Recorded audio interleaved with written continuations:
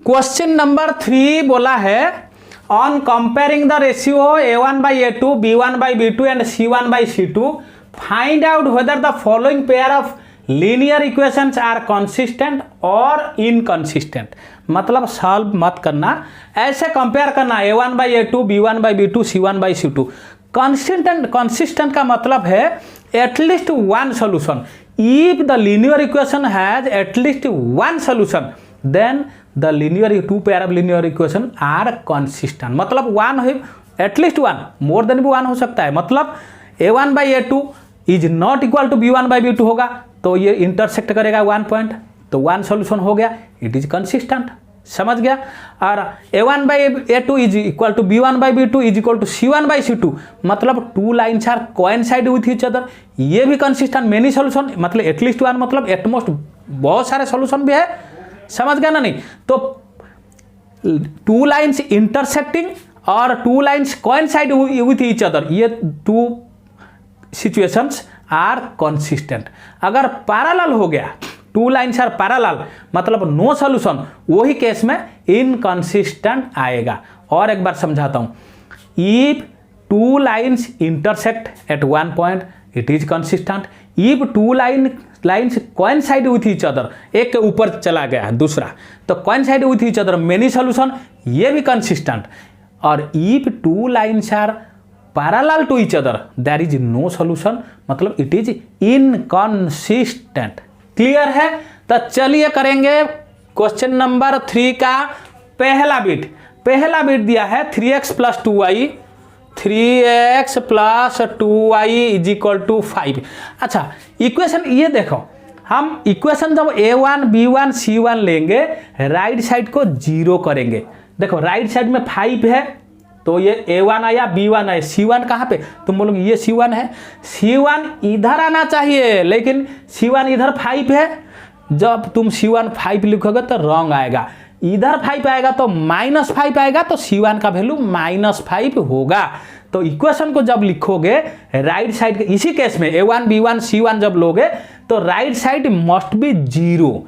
That implies 3x + 2y, ये 5 इधर आया, +5 उधर था, इधर आया, तो -5 इज इक्वल टू 0, ये इक्वेशन 1।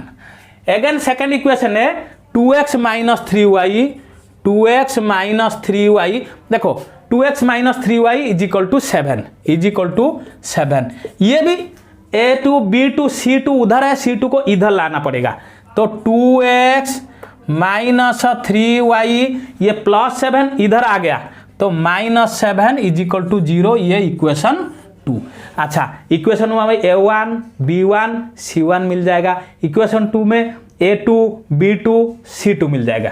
लिखो फ्रॉम इक्वेशन 1 में क्या आएगा ना, a1 क्या है, इक्वेशन 1 यही है, a1 b1 c1। a1 है 3, b1 है a1, ये b1 है 2, c1 है -5। क्लियर है? a1 b1 c1 लिख दिया। फिर फ्रॉम इक्वेशन 2 का a2 b2 c2, a2 मतलब a2 इज इक्वल टू 2 और b2 ये -3 और c2 ये -7। क्लियर है? तो अभी निकालेंगे a1/a2 कितना आया, a1/a2 3, a1 का वैल्यू है 3, a2 का वैल्यू है 2, तो a1 का वैल्यू 3 और a2 का वैल्यू 2। क्लियर? एक ठो निकल गया। दूसरा b1/b2, b1 का वैल्यू है 2, तो b1 के बदले हमने 2 लिखा, b2 का वैल्यू -3 लिखा, तो ये b1/b2 ये हो गया क्या, 2/-3। यही पे देखो a1/a2 is not equal to b1/b2। अगर a1/a2 3/2, ये -2/3, दोनों तो बराबर नहीं है, इक्वल नहीं है, तो A1 ये 2/3, सर ये 3/2, ये -2/3, 3/2 -2/3 तो दोनों इक्वल नहीं है। तो A1/A2 is not equal to B1/B2। If A1/A2 is not equal to B1/B2 then two lines intersect at a point. अगर इंटरसेक्ट एट ए पॉइंट तो वन सोल्यूशन आ गया तो it is consistent, one solution, at least one solution, तो it is consistent. Therefore that implies A1/A2 is not equal to B1/B2. Here two lines are intersect at a point। मतलब one solution is there, one solution is there। If one solution is there then it is the two equations are consistent। two equations are, यही पे लिख देता हूं, ठीक है। therefore two equations are consistent to each other। Clear है? लिख लो, ये एक ही सॉल्यूशन आया, इट इज कंसिस्टेंट। अभी जाएंगे क्वेश्चन नंबर 3 का सेकंड बिट। क्लियर? इरेज करें, लिख लिया? चलो इरेज करते हैं। क्वेश्चन नंबर 3 का नेक्स्ट बिट जाएंगे।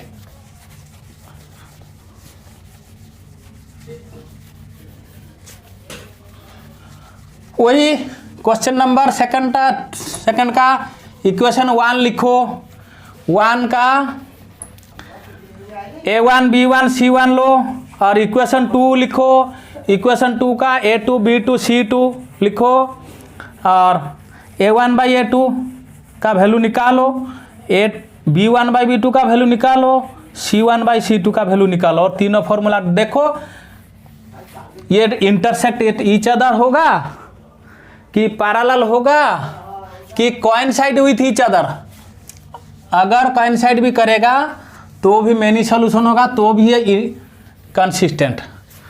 ओनली पैरेलल केस में ये इनकंसिस्टेंट होगा, पैरेलल केस में। क्लियर है? चलो देखते हैं। हाँ, क्वेश्चन नंबर 3 का सेकंड बिट। क्वेश्चन नंबर 3 का सेकंड बिट। सेकंड बिट बोला है 2x - 3y = 8। 2x - 3y = 8। 8 को इधर लाना पड़ेगा। क्यों ना? c का वैल्यू अगर तुम 8 लिख दोगे तो रॉन्ग आ जाएगा। A1 B1 ये C1 8 नहीं है, -8 होगा। क्यों? इधर आएगा, राइट साइड 0 होना चाहिए। तो 2x - 3y ये +8 इधर आया, -8 हो गया, = 0। ये इक्वेशन 1। क्लियर है? नेक्स्ट इक्वेशन आया 4x - 6y = 9। 4x - 6y = 9।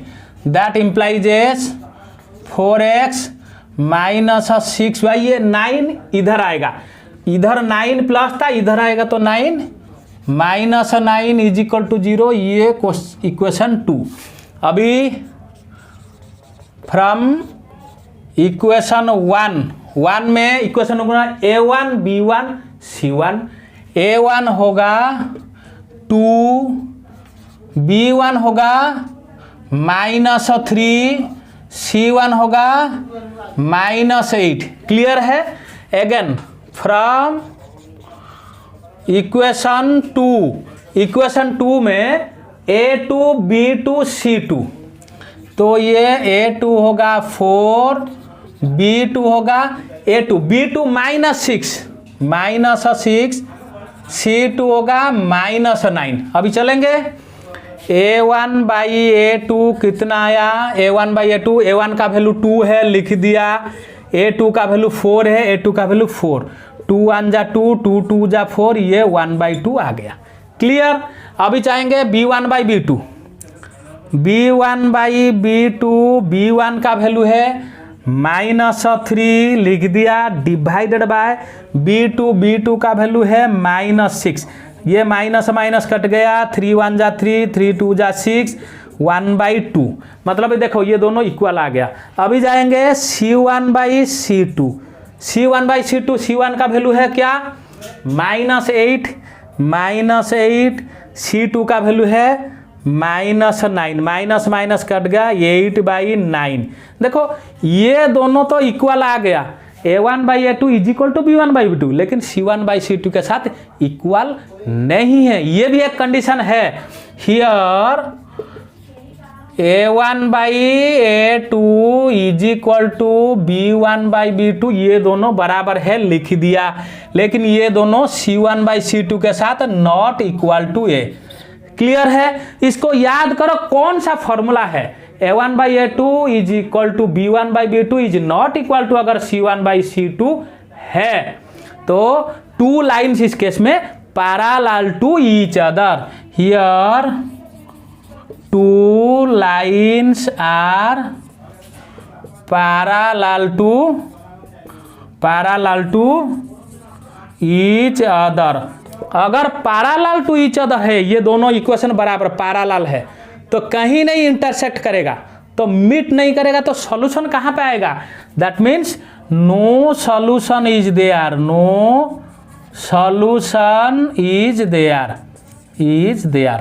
अगर सॉल्यूशन नहीं है तो ये it is two equations are inconsistent. Here therefore two equations are inconsistent. ठीक है, टू इक्वेशंस लीनियर इक्वेशंस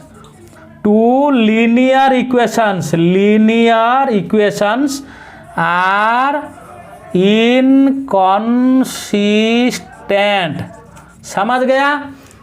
अभी क्वेश्चन नंबर 3 का सेकंड बिट इनकंसिस्टेंट किस लिए आया, समझ गया? Because two lines are parallel होगा तो ये सॉल्यूशन नहीं आएगा, तो ये इनकंसिस्टेंट होगा।